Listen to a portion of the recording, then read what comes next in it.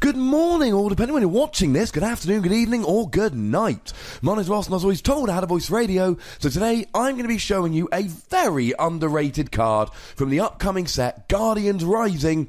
It is Honchkrow. Nobody's talking about Honchkrow, and I think he could be a fun little tech, if nothing else, although he could be his own deck. Let's take a look.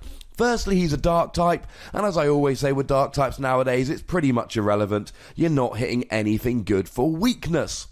He is weak to lightning, but that's also pretty good, because except for the odd Raichu deck, lightning decks really aren't very good in the Pokemon trading card game at the moment. Although maybe the upcoming Tapu Koko GX will change that. Who knows? Resistance to fighting is... Now I say resistance is always good in most of my videos, and that's not actually true. Resistance to fighting here is good because of cards like Lycanroc, Zygarde, etc. But actually here, the resistance to fighting means that you become weak, very, very weak, to Zebstrika. Although being a Stage 1 non-GX, you've only got 110 HP anyway, so a lot of decks will one-hit KO quite easily.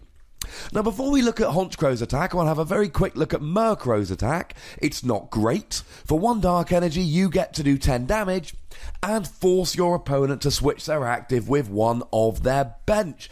Now, Honchkrow's best attack is for a double colourless, so you might not even be playing Dark Energy, and it's not amazing, but this is one of those turn 1, there's nothing I can do, I'm completely stuck, I know, I'll make my opponent switch their active. Now, it's their choice. But sometimes you'll catch your opponent, they won't have anything good to stick up, and sometimes you can buy yourself a turn doing this. Not amazing, but it might be good in a pinch early game. Now, as for Honchkrow, he's got 2 attacks. For a Dark Energy, you just do 30 damage to 1 Pokemon. Now, it's not affected by weakness, resistance, or any other effects. So, for instance, it would be able to do 30 damage to a Glaceon, although no one's really playing Glaceon at the moment, to be perfectly honest. But it doesn't hit for weakness, but again, that's not a huge deal because there's nothing really good you're hitting. What is good is that you can snipe for 30 damage. 1 energy, 30 damage to the bench. Now, this becomes much better when used in conjunction with some other Pokemon, so we'll come back to this in a second. But for now, suffice to say, if your opponent has got a Pokemon on the bench with 30 HP or less, you can go and get a nice KO. It is, however, the second attack here about which we are very, very excited. 10 damage... plus 10 for each damage counter on all of your opponent's Pokemon for a double colourless. So you add up every damage counter on all of your opponent's Pokemon, add 10, and that's how much you do. Now, this can sometimes be okay. Your opponent might have retreated a whole bunch of half-damage Pokemon, so you just get to go and hit for a whole bunch of damage. This could be pretty good. But it's not reliable. What we need is a reliable way to get lots of damage on the board without taking KOs, so that we can then bring Honchkrow in and just take KO after KO after KO. Now, there are many, many different ways you can go about this, but I've got 2 really good options which I think would work. The first option here is Decidueye. Decidueye drops 20 damage on one of your opponent's Pokemon per turn per Decidueye. So you can just spread damage around without KOing anything, and then your opponent, say, got 5 bench Pokemon, and all 5 of them are damaged, but none of them are KO'd, and then you just get to KO 1 per turn with Honchkrow. Sounds nice. Let's say you've got 3 Decidueye on the field. That means that every turn you're dropping 60 damage, but then Honchkrow does 70. The next turn they go up to 120 damage, and Honchkrow is hitting for 130. Etc. Now the maths gets a little bit awkward because obviously when you KO a Pokemon, the damage it did have on goes away, but you get the idea here. You spread damage around with Decidueye, and in theory, you spread damage to the bench while hitting the active for big damage, and then continually hitting every turn.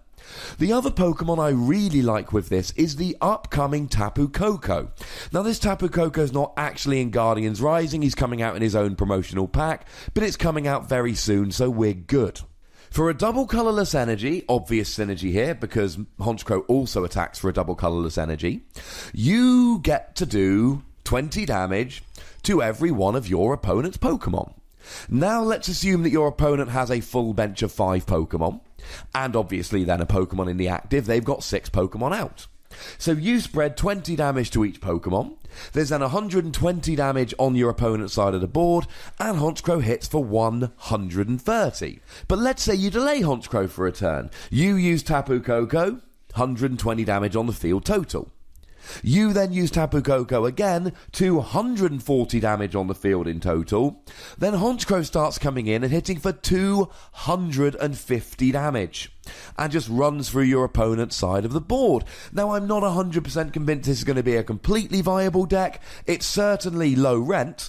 You start off with a basic hitting for a double colourless. And then you bring in a stage 1 hitting for a double colourless. It has potential, but there is one huge, gigantic, monumental issue for this deck. Healing. If your opponent heals, you are not in a good position. So let's take something like a Lapras deck, their stadium of choice, Rough Seas, or in fact the vast majority of water decks, their stadium of choice, Rough Seas. So what do? 20 damage to all of their Pokemon. What do? Heal up to 30 damage from all of their Pokemon, which means that you're basically doing nothing. So if you attack with Tapu Koko, you attack, it goes to their turn, they heal with Rough Seas, you have essentially attacked for nothing. Now, Decidueye's not quite so hurt by Rough Seas.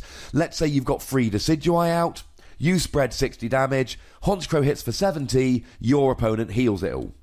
So you can just hit for 70 a turn with Honchkrow. You know what? This is not ideal, because 70 for 2 energy is not great. Now, I suppose you could do the 20 damage from each Feather Arrow to the same Pokemon, then hit for 70 to do 130 total, but then you've got 3 stage 2s out and a stage 1 to hit 130 per turn. There are better options. We've got the new Acerola supporter coming out, which allows you to just pick up a damaged Pokemon. We've got Max Potion, which just allows you to completely heal a Pokemon. And I'm going to be honest, it's not the most played card in the moment, although I suppose it always could be if this deck became very, very big. But don't sleep on Fresh Water Set that heals 20 damage from each of your Pokemon that would completely neutralise Tapu Koko.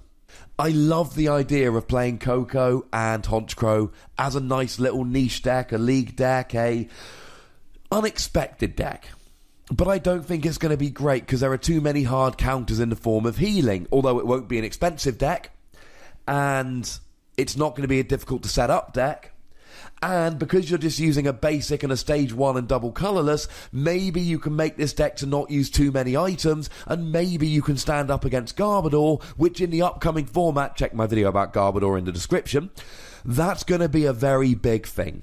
Now, I said we'd come back to Honchkrow's first attack, so I believe it's only fair that we do so. For 1 Dark Energy, you just get to do 30 damage to one of your opponent's Pokemon.